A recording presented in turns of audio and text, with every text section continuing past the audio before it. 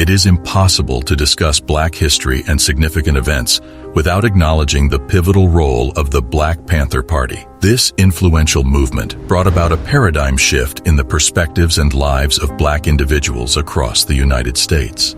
The 1960s civil rights legislation marked a major turning point in African American history, as racial oppression was a pervasive part of their daily lives during that era, and to a lesser extent, even today. In the 1950s, Black Americans reached a tipping point and decided to take a stand, fighting for their rights. This marked the beginning of the American Civil Rights Movement, where Black Americans protested against racial segregation and discrimination. The 14th and 15th Amendments to the U.S. Constitution provided some basic civil rights to enslaved Black Americans, but racial discrimination persisted despite the amendment's enactment in the 1960s. The federal government failed to adequately protect the civil rights of Black Americans, leading various groups within the Black community to take matters into their own hands. One of the significant outcomes of this decision was the formation of the Black Panther Party, which offered a proactive solution to address the problem, until unforeseen events led to its demise. So what exactly happened to the Black Panthers? Let's explore their story.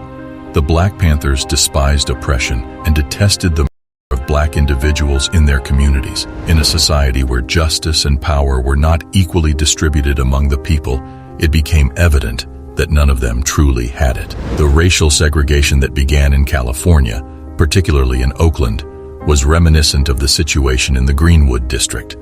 The post-World War II economic boom in Oakland attracted many people, both Black and white. However, as time passed, the Black population in Oakland exceeded that of the white population. While this should have been a positive development for Black people, a significant problem persisted: the overwhelming presence of a predominantly white police force. The combination of a predominantly white police force and the influx of white individuals from the South resulted in increased segregation, discrimination, and police brutality against Black Americans. This continued until a group of young individuals decided that enough was enough. A tragic incident served as the catalyst for their final resistance: the senseless murder of an unarmed Black teenager named Matthew Johnson by a San Francisco police officer triggered widespread outrage. The fact that the murder went unpunished only exacerbated the situation. Subsequently, 12,000 National Guard troops were deployed to terrorize outraged residents who had no means of self-defense. This unjust response to their anger over the lack of accountability for the killing of an innocent teenager led two Oakland residents, Bobby Seale and Huey Newton, to establish the Black Panther Party for self-defense.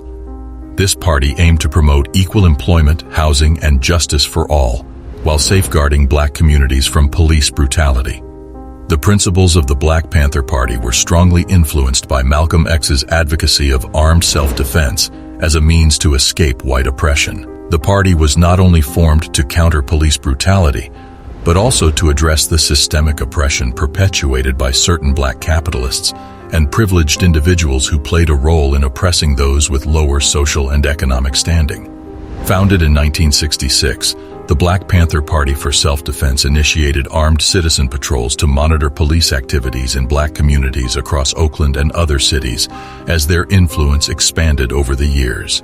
As they continued their patrols, they garnered more popularity and support, generating political and social engagement within the Black community.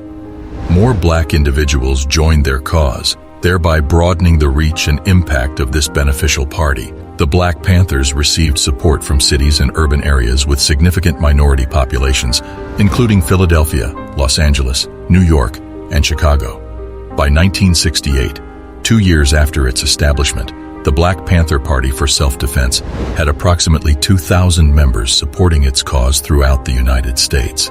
Similar to any successful organization, the Black Panther Party had its own operating laws and principles that propelled its progress.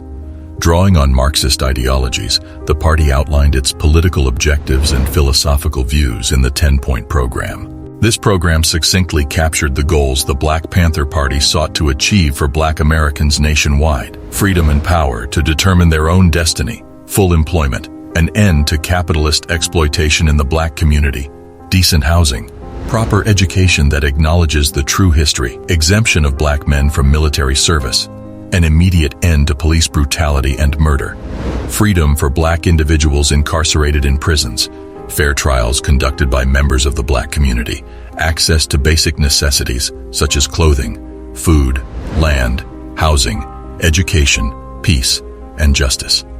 Considering these objectives, it is evident that the Black Panther Party's demands were not excessive. However, the Black Panther Party did not merely compile a list of demands without taking action. They implemented various practical initiatives.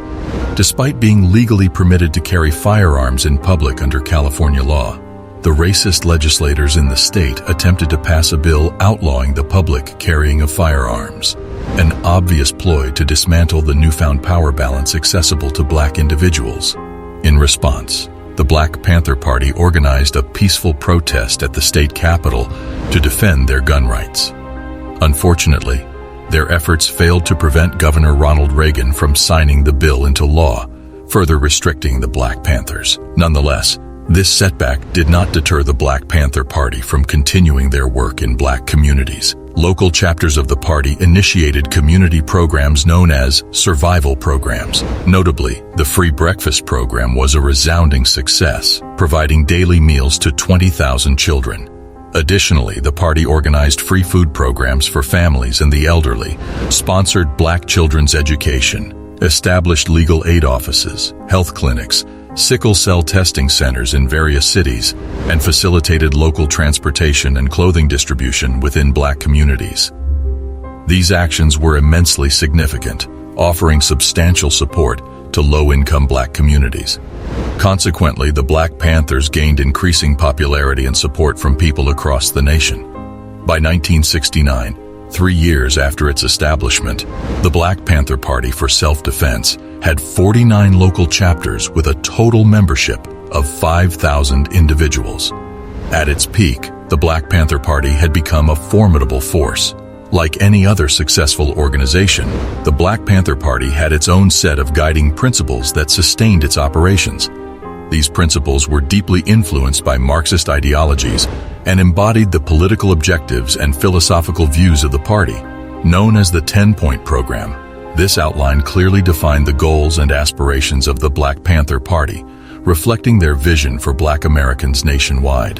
While the Black Panther Party possessed the necessary political framework and progressive ideas, they faced immense opposition from various quarters, including the federal government and the broader community. Despite their empowering achievements within black communities, the Black Panther Party faced opposition and perceived as a threat by certain government officials and segments of society.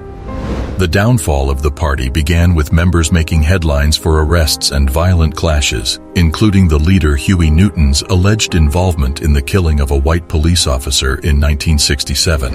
Newton's subsequent trial in 1968 resulted in a conviction of voluntary manslaughter and a prison sentence of 2 to 15 years. This conviction was seen by many in the black community as biased and unfair, marking the beginning of the end for the Black Panther Party. Supporters protested the unjust trial of Newton, as conflicting accounts left no conclusive evidence regarding the first shot fired. Eventually, their protests led to Newton's release from prison after the charges were dismissed in 2 separate trials. However, the absence of strong leadership fueled internal conflicts and external confrontations. In 1969, a dispute within a Black Panther chapter resulted in the torture and murder of member Alex Rackley, accused of being a police informant. Another tragic incident was the unsolved murder of Betty Ann Patter, a Black Panther bookkeeper, in 1974. Internal strife continued, causing the organization to unravel. The FBI's involvement in the demise of the Black Panther Party further exacerbated the situation.